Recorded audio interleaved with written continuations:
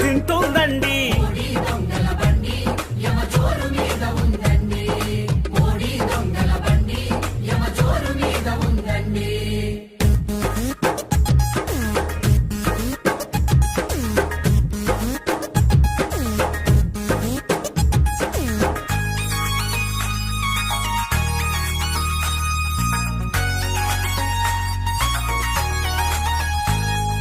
నల్ల కుబేరుల వెలికి తీస్తానని, నల్ల డబ్బంత ప్రజలకిస్తానని, తలకో 15 లక్షలు అంటూ బ్యాంకుల ఖాతా తెరవమన్నాడు.